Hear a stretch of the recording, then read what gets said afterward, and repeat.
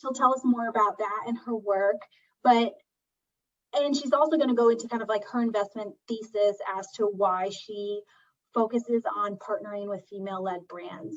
And I just wanted to say a quick spoiler alert, and why we wanted to bring her on is that it isn't about her being charitable, and investing in women is not a charity. There's proven results and a profit to be made by tapping into female-led companies. So with that, let's jump right in. As you have questions, please post them in the chat, or if they're very urgent and applicable to what we're talking about, feel free just to unmute yourself and ask. But you don't feel like you need to message them to me privately, just put them in the chat so we'll circle back to them.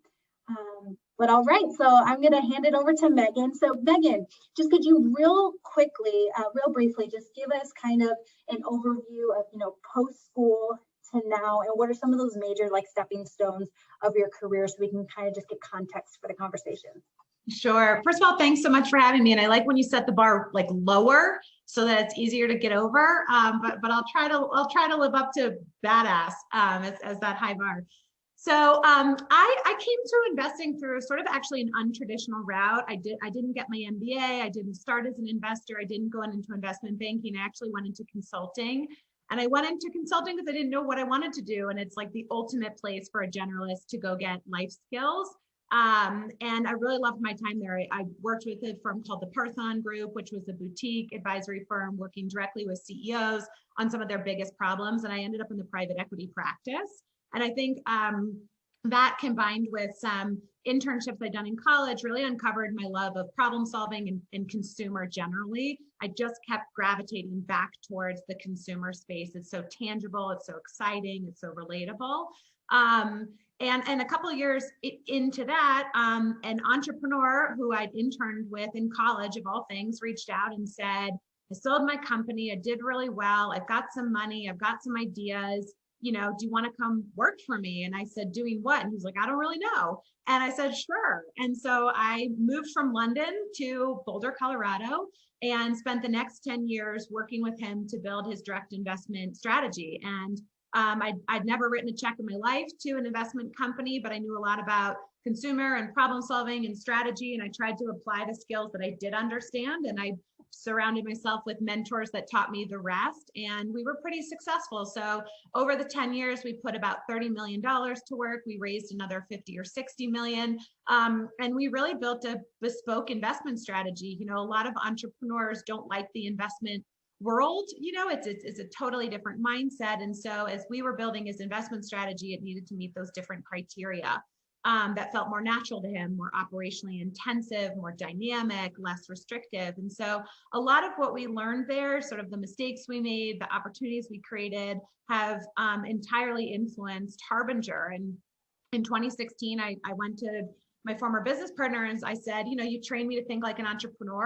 I've got my own idea and I want to go do this. And so for 2 years, I did both. I worked 2 jobs. I ran Harbinger at late afternoons and evenings, and I ran Revelry during the day, and really used that initial pilot fund for exactly what it should be, which is exploration, discovery, experimentation, and figuring out where I wanted to play in the market, what the opportunity really was, how I could bring my own perspective to the space, what translated from my prior firm to the new firm, and where there was new opportunity. And haven't looked back. So I think ultimately my path into the space has made me somewhat trilingual. I speak entrepreneur very fluently because it's really where I was trained and mentored. I speak a little bit of investment banker and transactional language, and have learned the investment side as well. Well, thank you for that. And you actually touched on the answer to my first question, but I'll ask it just in case you have anything else to add. But you mentioned you went from consulting and then into an investment firm, and especially back then, there were not a lot of females in investing, and you didn't, like you mentioned, have like the typical background. So what kind of gave you the confidence to make that leap? But you mentioned that you surrounded yourself with mentors. Any other thing, or was ignorance bliss? Can you shed some light on that? If I'm being honest, ignorance was bliss. I don't think I really thought of myself as an investor when I was first stepping into the space. I think I thought of myself as a problem solver and almost consultant, and I was lucky enough in my first firm to have many female mentors and peers at the space. And so I developed almost a false sense of confidence and equality. There's plenty of us in this space. It feels really comfortable. And then you move over to the investment side, and what became clear to me over those first 10 years and even into today was how frequently you were speaking to all men. All of our portfolio companies were run by men. All of our boards were all men. I was the only woman, only young woman, a lot in those rooms. All of our investors were men, and we didn't have a single investor that was female. And so, over a long period of time, you sort of become increasingly aware of how unusual it is for someone to speak to someone like you, and how much of an advantage that could be when you did get in front of new audiences. And where I really noticed that is as I started meeting and speaking to more and more female founders, sort of purposefully building a different ecosystem and network and pipeline, how well received it was, right? Because I think we don't sort of realize how fatiguing it can be to constantly sort of have to be adapting yourself to meet and fit into new circumstances, and how welcome it is when you get to work with really like-minded other women. So maybe what prompted you to launch Harbinger? Like, what was the impetus to switch from Revelry to then your own firm?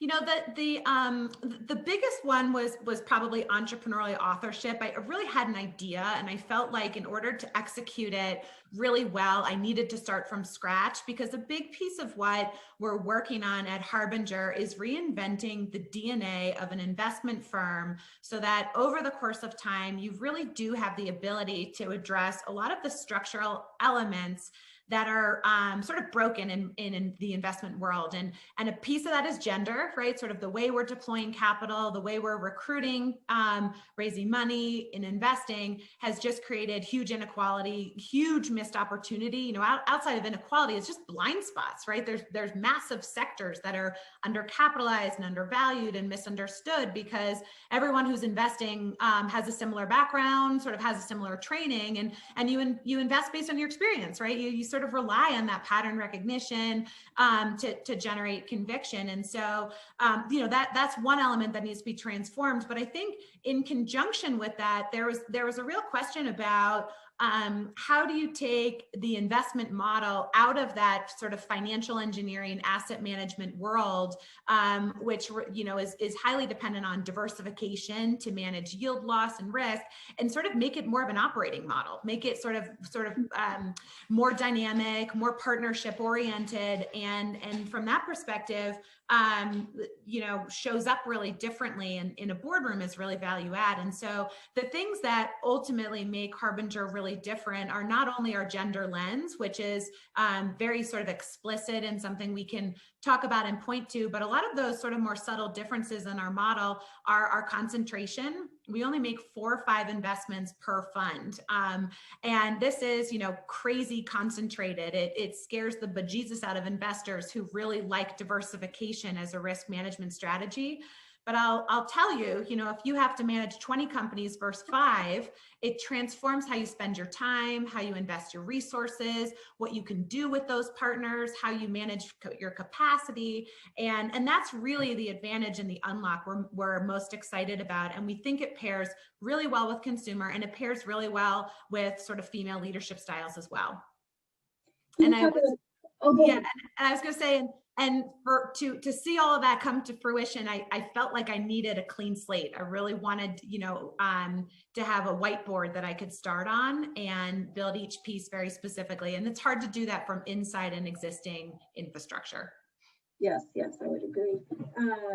Okay, so that was the vision for Harbinger and what you're doing now. So can you tell us a little bit about your investment thesis? So you said, you're more concentrated and you kind of led on that, but why CPG, and then why female led or mixed gender? Sure, absolutely. So there's a couple pillars of our investment thesis. One is sector, and we're focused on consumer because I love it. I just think it's such an exciting place to play. There's so much opportunity, as consumers learn new platforms and engage in new ways and have new purchasing patterns, new habits. Just think through how often you as a consumer are involving and trace that back to investor opportunity. And there's constant opportunity for new ideas to be funded and grow really fast and be really valuable to large strategic buyers. And so if you think through idea to exit, there's just such a great treadmill of opportunity. And it's all I know. So, don't invest in what you don't understand. That's a bad idea. Invest in what you love and what you understand. So I'm here because it's all I know. From a life stage perspective, we invest at what's called the Series A. It's sort of when a business is a couple million in sales, they've got a few hundred to a few thousand customers. There's some real data there. The founders probably made one or two hires. They've raised a little bit of money. And so all those data points allow us to say, this is a good idea that people really like, and the founder seems to be smart enough to make it happen. That's when we get involved. So it's after the seed, before sort of real growth equity, it's right in the middle. And I like to describe it as the awkward stage, is the adolescent period where the company has braces and acne. And, a lot of people are like, I don't know, I just can't see how this is going to come together. This is where we love it. And the result is, from an investment perspective, it's really fragmented and underdeveloped. There's not a lot of big funds focused on the stage. There's not a lot of small funds focused on the stage because it's very resource intensive. It's sort of very specific. So, double niche, consumer, Series A, we just like that opportunity set. And then, from a values perspective, we've applied the female lens to this specific space for a couple of reasons. It's really logical in consumer generally. The average consumer is a female. We women control 80% of purchase decisions in the household. We decide what food we're going to eat, what shampoo we're going to buy. Your husband's, deodorant you probably picked out. So it's like, even if you're not the consumer, you're the purchaser, and that's a really powerful consumer base. I also love female as consumers because we're very vocal. So, you say to your friend, oh, you look great. And she describes her whole routine, right? I changed my skincare. I'm on a new sleep assistant. And so it's a very sort of viral community to invest behind. And tying that consumer behavior all the way up to the leadership team, into the cap table and into the board unlocks tremendous value. It accelerates, in our opinion, it really accelerates your ability to find the opportunity really efficiently. So the gender thesis in consumer, we think, is particularly logical as a place to incubate this idea.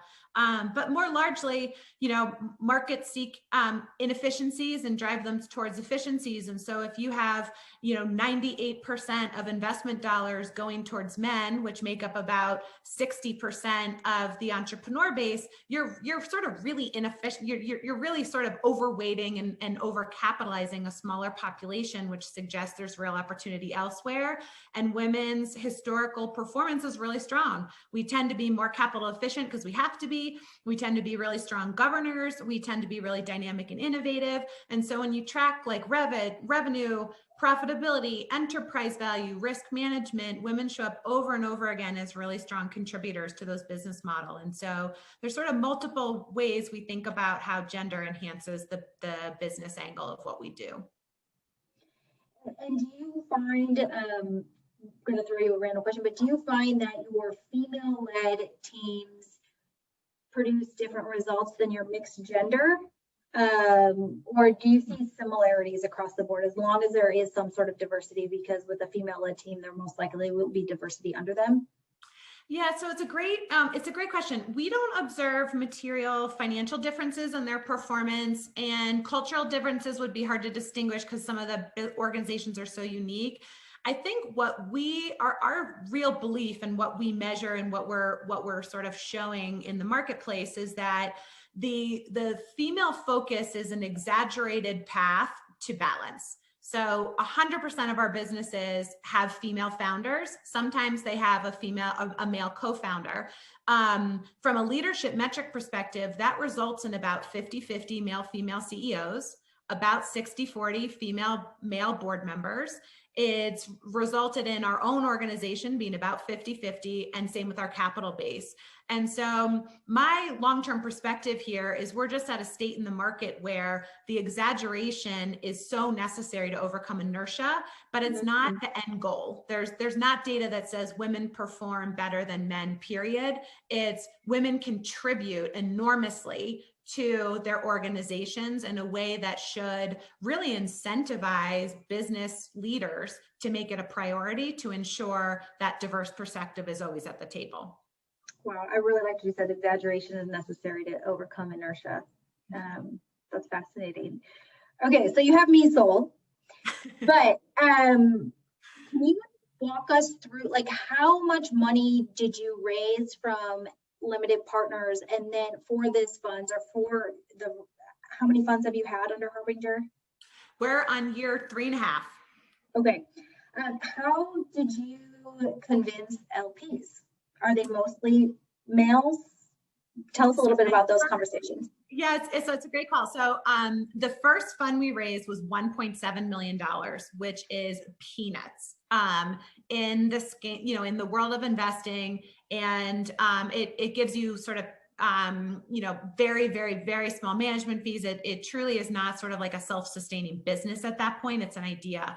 And it was very, very hard to raise money. I was on the phone this morning with one of my first LPs, and he was laughing. He'd worked with me 10 years at Revelry. I'd made him some good money. We generated good returns. And when I came to him with this idea, he said, Megan, I will invest because I like you. I think this is a very bad idea. I don't think there's enough women. I don't think your pipeline's going to be strong enough. I think you've narrowed the aperture and it's going to sort of damage your outcomes.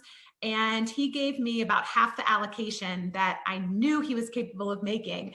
And that happened across the board. We had 12 investors and they all came in smaller than I wanted. They all put up a little bit of a resistance. They all said, go test this idea, get it out of your system. But I think what you're going to find is it's not very scalable. And that gave me a real incentive, real motivation to say, I know I can do this. I know I'm onto something right. I have to get very focused on a couple tangible outcomes that are measurable so that it's not just the dream, it starts to become quantifiable in order to really scale this. And that was really my motivation in those first 2 years. The next fund we raised 2 years later was about 22 million.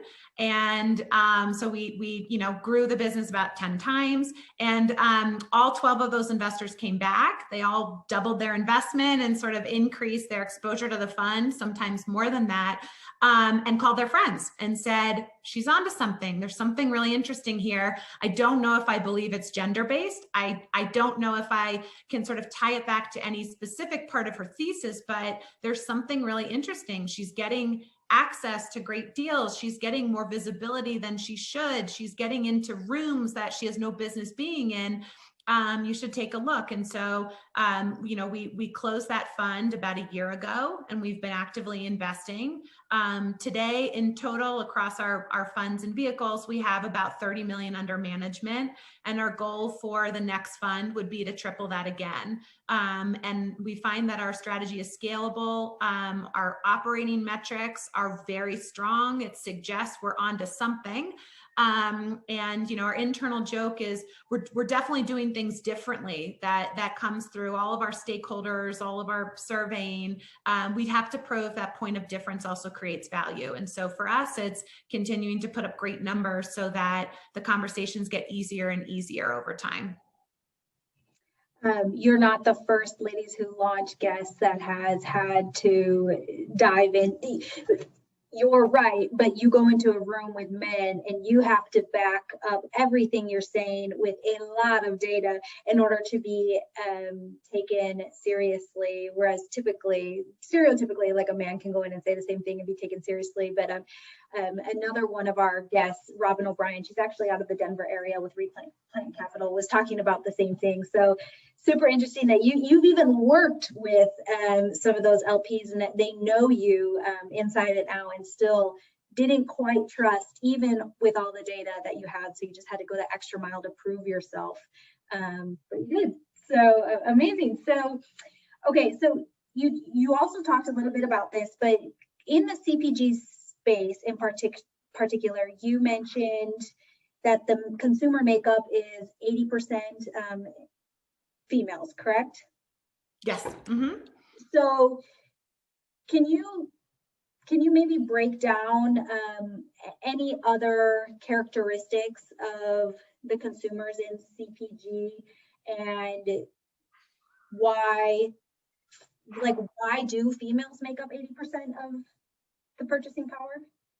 Yeah, so it's such a great question, and actually people don't ask this one very often. So I very, very astute. I think it actually goes back to sort of like traditional roles where women do the grocery shopping. Women still to this day sort of have a disproportionate responsibility for the chores in the household, and so if you're the one that does the cleaning and the childcare and the carpooling and the soccer organizing and the just home keeping, you're likely to know what you need to buy. And so even if you don't control the finances of the house, you control the budget and where it's allocated. And so that sort of started a long time ago and has really continued to this day.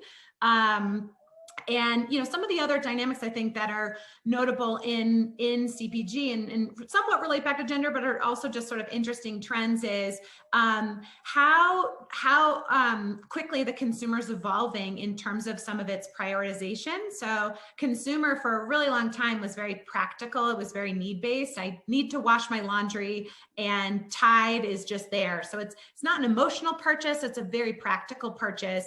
Today, brands are much more emotional. They really stand for something. You think of Seventh Generation, that was like, no, you don't just need to wash your laundry. You need to save the world. You need to think about the next generation. You need to think about environmental concerns and leadership. And so you've seen this evolution in consumer where more and more small companies that have a perspective, they have a mission, they have a value system, they stand for more than just the transactional element of whatever you need in consumer, are taking a lot of share from big companies. And so you're seeing this sort of small company, big company competition where there's no reason a tiny company that has no money should be able to beat out Oreos or, Goldfish, but you've seen these small brands sort of really bite into their market share and opportunity. The second thing that's just fascinating is where the digital transformation has had impact and at what rate. And it sort of sits in two worlds. One is online shopping. And so electronics, pet food, beauty were some of the first consumer segments to see a huge percent of their market share move to digital. Food has been slower. COVID's probably changed that. There's a lot of consumers that had never shopped on Instacart before, sort of didn't like the tool, found it was just easier to go to the store. Coming out of COVID, I think that'll change for a really long time. And so, we see those types of patterns of disruption. It's values, it's where you shop, it's where you're learning about things, the rise of influencers and micro-influencers and social media channels. Consumers can learn a tremendous amount about companies before they ever shop. And it's really sort of transformed the consumer segment. And if you look across those different audience bases, influencers are mostly women. So it's sort of women telling other women about great products. So these tools, I think, continue to sort of disproportionately advantage female founders if they have the appetite to dive into the space and start a company. Yes, well, you can't pay me to do a full grocery trip in the store now that I'm like so used to curbside and home delivery. Exactly right. And B, yeah, like I think I look at like my Amazon list and it is like 98% like what I have seen on Instagram, which like don't tell my husband, but yeah, it's like click, click, click. It's so crazy where I would have never, 5 years ago, I never made one single purchase by like something someone's told me about on Instagram. Might have been like, Facebook ad, but really, which is so nuts. But okay, so you mentioned this earlier, but I'd like for you to dig into a little bit about, so before we kind of get into the investor side of like what female attributes make for a good investor, can you shed light on like what you've seen in terms of what female attributes make for a good entrepreneur? You mentioned better governance, better with money. Can you talk a little bit about that and maybe some examples you've seen in some of your founders you support? Sure. Yeah. So there's interesting research on this, and I'm trying to remember who did the report. It might have been Boston Consulting Group or McKinsey, but a couple of years ago during crisis, they evaluated, female and male approaches to crisis. And what they found was that, there was a real equivalence, maybe a slight advantage to female leadership style, but really equivalence, but comprised of very different leadership traits. And so, if men sort of lead by ego, decisiveness, sort of that, show of force as their primary driver to get things done. And then they build businesses behind that, right? So it's very hierarchical. Compensation is sort of motivated that way. Promotion is evaluated that way. And it makes sense. It's aligned behind sort of from top-down culture, their leadership style. Female leaders had sort of a slightly different skill set. They over-indexed, for example, on collaboration and community, the sense of bringing people together to make a decision jointly and really accessing the value of different thinking in the businesses before making a decision.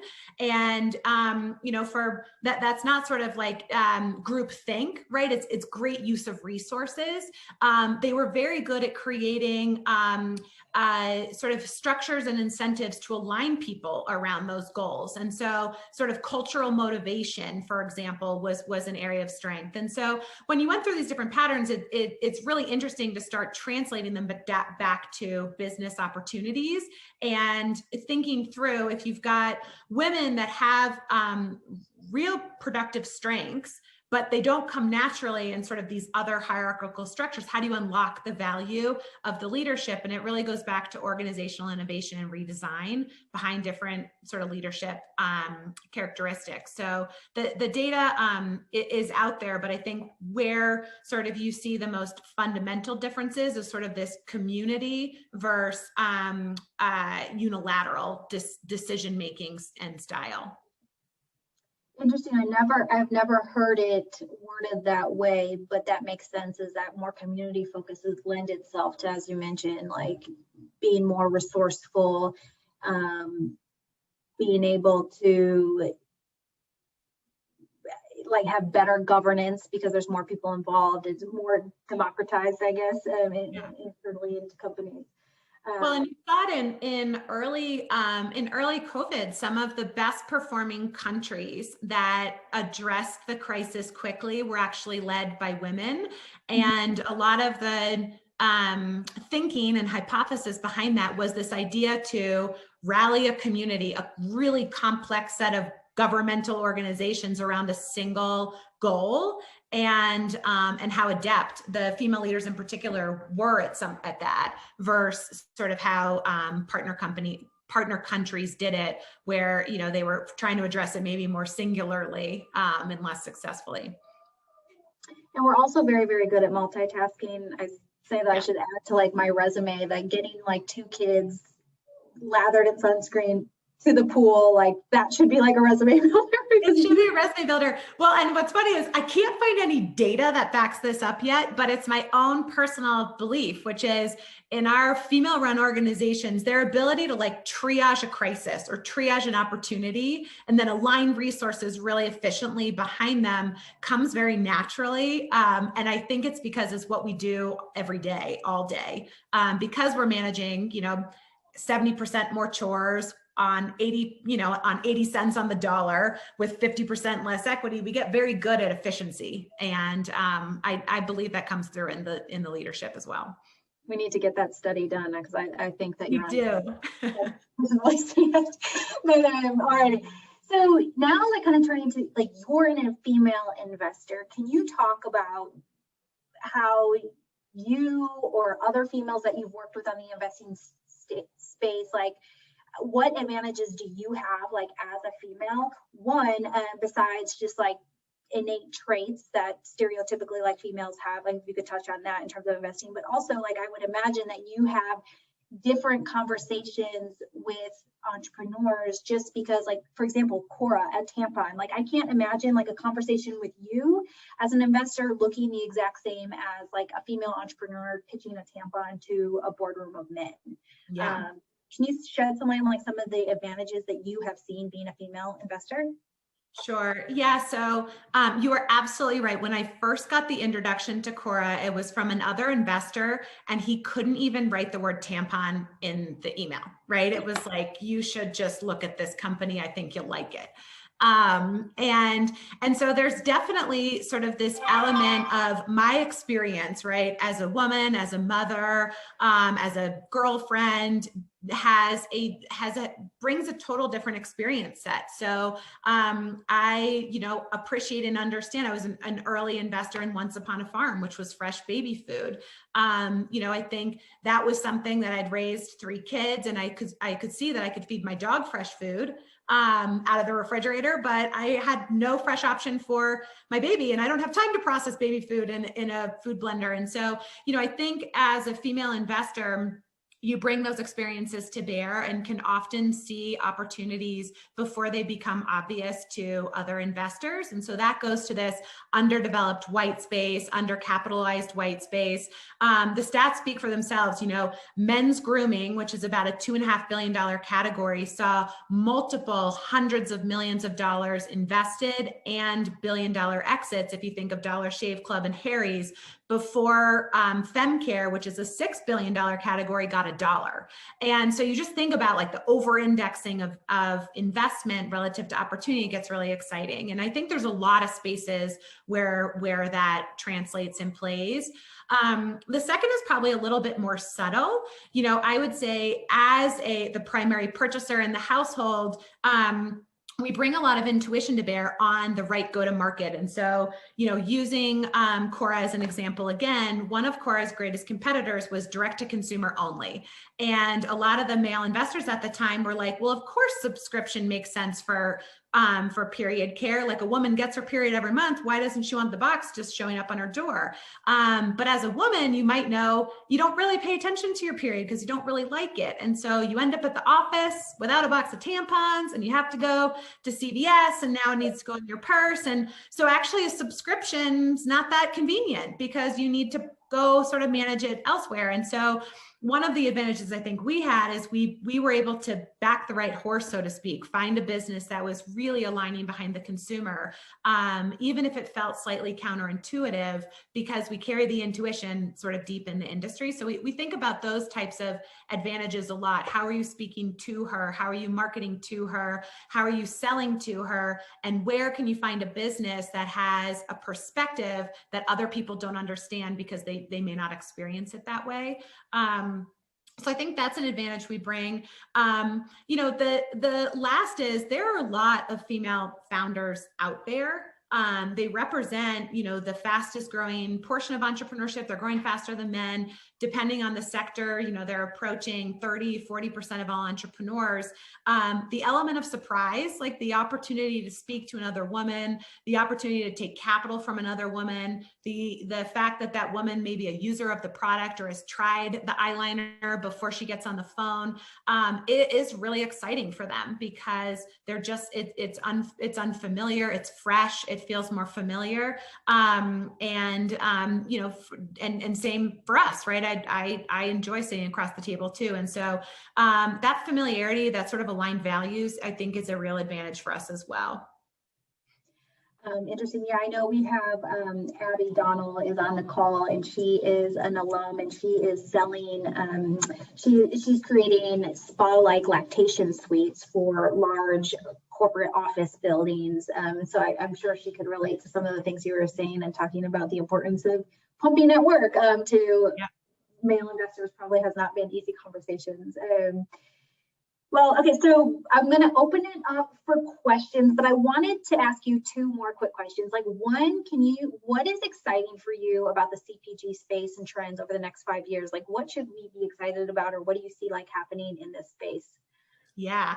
So I think a couple of things. I think that sort of sustainability as more of a priority, whether it's in packaging or logistics, is going to sort of really break through. You know, the amount of like single-use plastic we use across our lives just isn't sustainable, but it's been really hard for consumers to afford to change behavior because there's not great solutions. The solutions are expensive. The solutions involve trade-offs. Like, if any of you have tried to use Ziploc bags that are like multi-use, they're just like not as good. They're not the same. But I think the technology, the incentives are starting to line up. And I think we're going to see really interesting breakthroughs.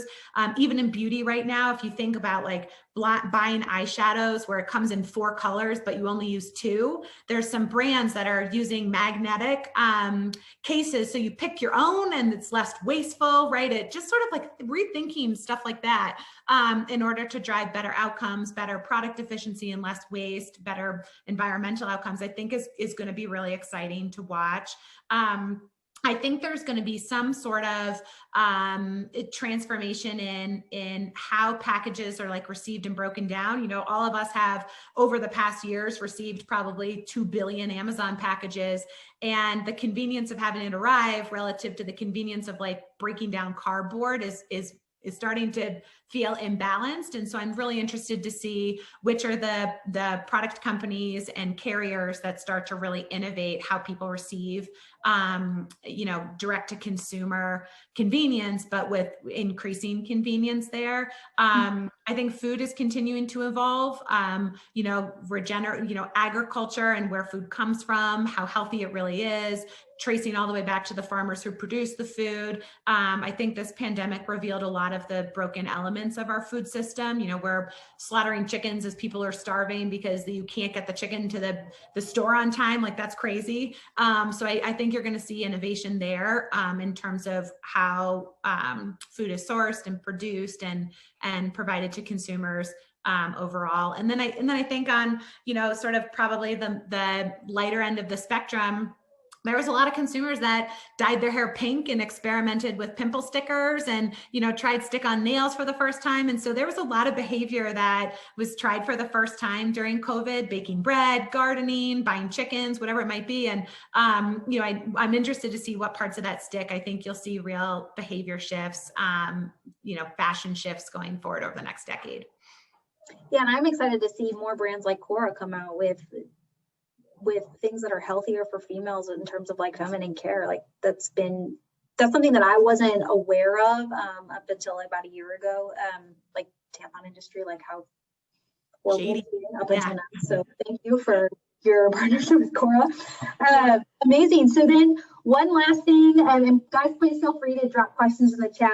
Otherwise, I will take up the whole time asking questions. But what do you wish you would have known, Megan, at 22 years old? Like now, X number of years into your career, founder and investor, like what would you have told your younger self? Oh man, there are so many sort of unforced errors that I made and probably continue to make.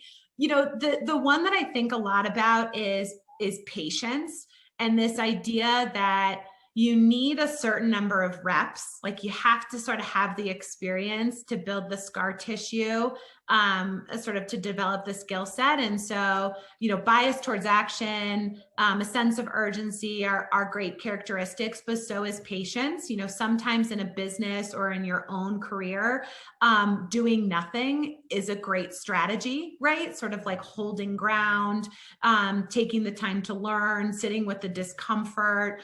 In our businesses, sometimes it means, not rushing a solution, but waiting. It's the hardest, like personal skill for me to learn, but also professional. And the people that I look up to the most as mentors, the ones that seem the wisest, have a tremendous amount of professional patience and grace.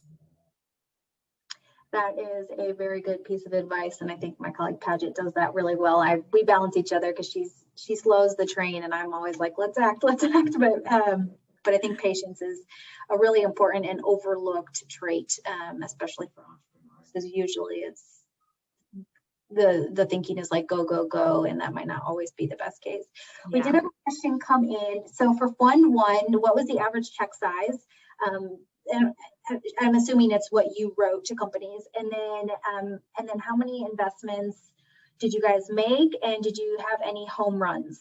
and any regrets, but I don't know if you want to mention the regrets. So in fund one, we had just under 2 million total raised. So our average check size out of that business was somewhere between 300,000 and 500,000. And usually our first check out of the gate was like 150. And our goal was to be meaningful. So we were doing it in early rounds. We were often what they call leading. So we'd write the terms and be that first check that other people aggregated around. And so small but mighty was the strategy, right? Disproportionate influence. So it's not about capital, it's about intellectual capital. And we really wanted to show that.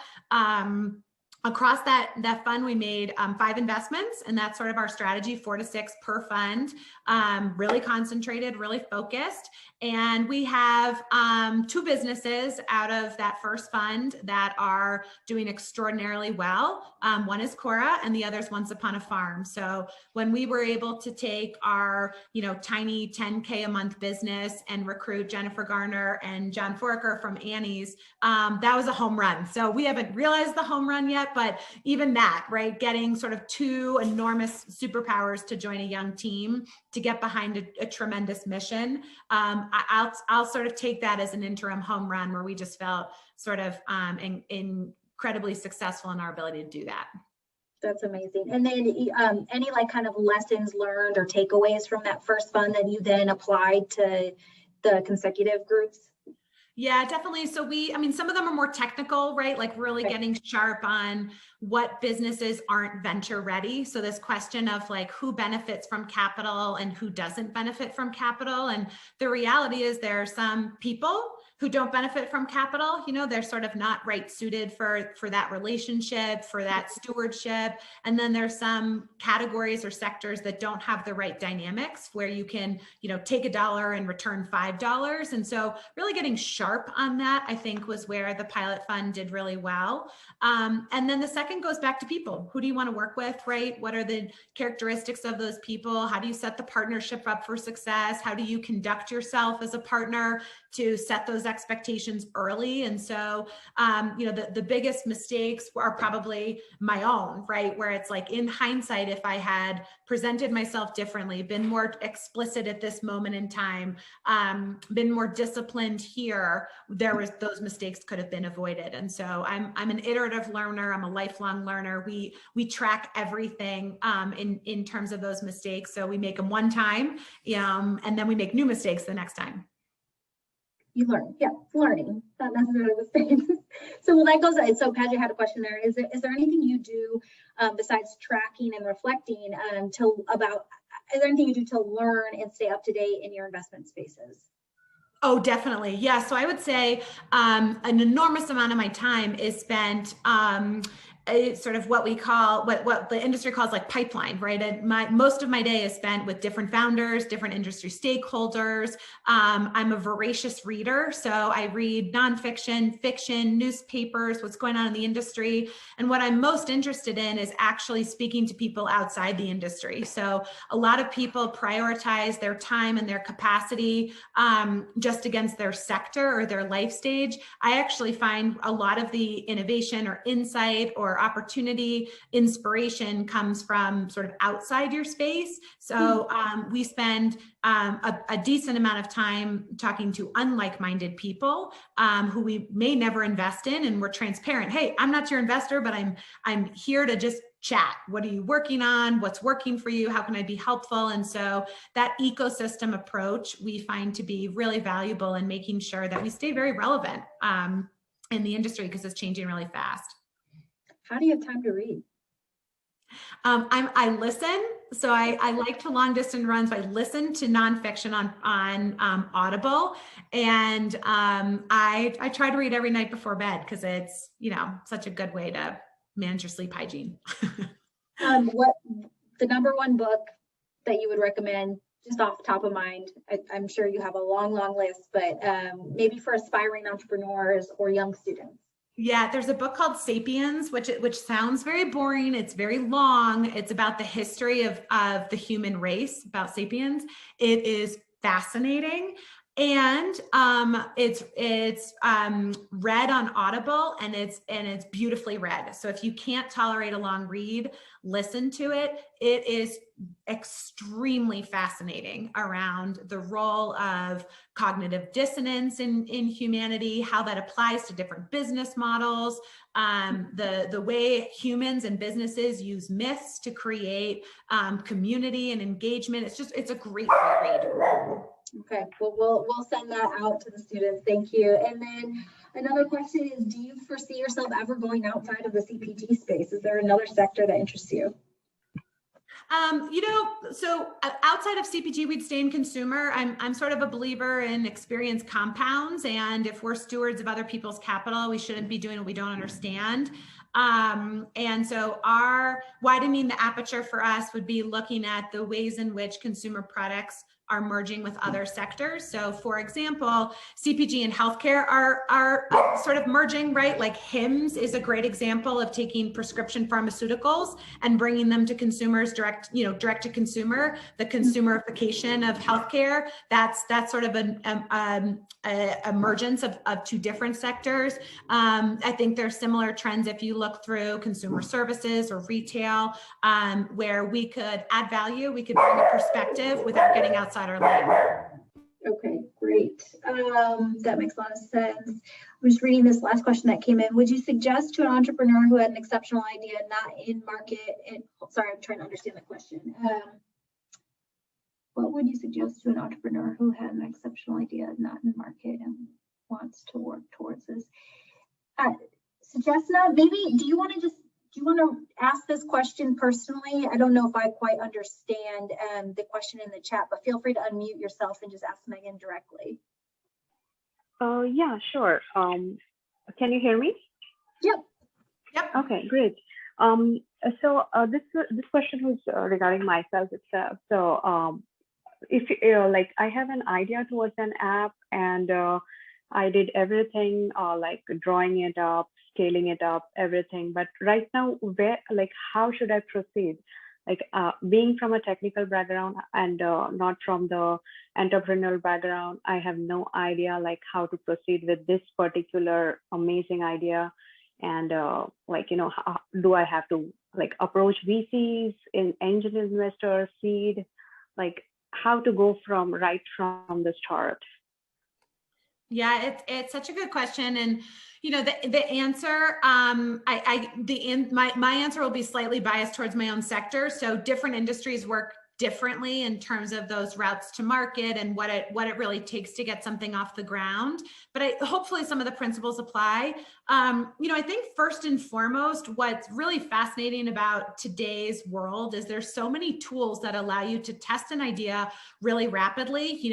For example, if you had an idea about a skincare line, you can probably call a manufacturer in LA and order 500 and put them up on a self-made website on Squarespace, within a 4-week period. And you use some of your own savings, but you're at least able to test the idea, get it in front of the consumer, try it out.